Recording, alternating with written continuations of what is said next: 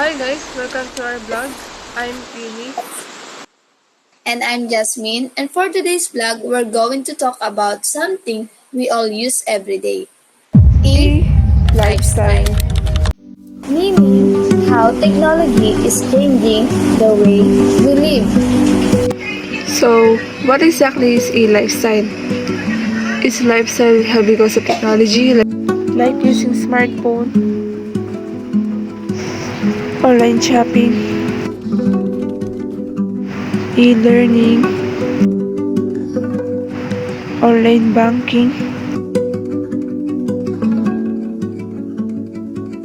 and even smart home device. In short, it's how the digital world connects to almost everything we do daily. E-lifestyle in education.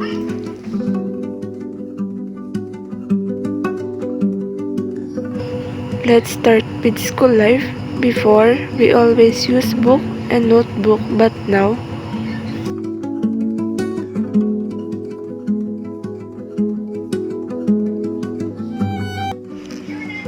we have e-learning, Google Classroom, digital note, online modules, and even AI tools to help us study.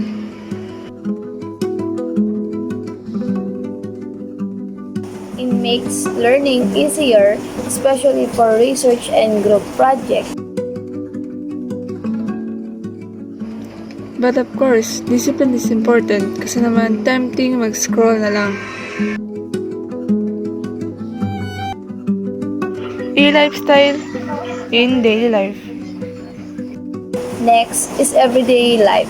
Online shopping, food delivery, digital map, cashless payment. Totoo, hindi mo na kailangan lumabas para magbayad ng bill or mag-order ng gamit. And kahit communication, very digital. Messenger, Zoom, TikTok, everything. Benefits of e-lifestyle. So, ano nga ba benefits? Number 1, convenience, everything is faster.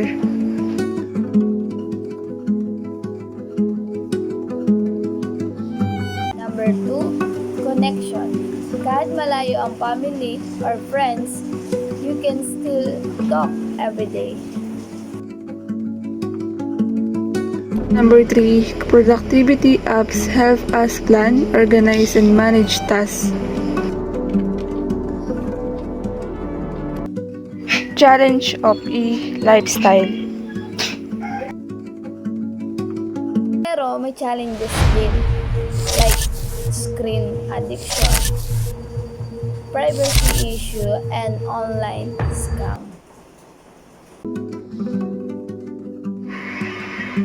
Kaya we need to balance, use technology wisely, and always think before clicking link online.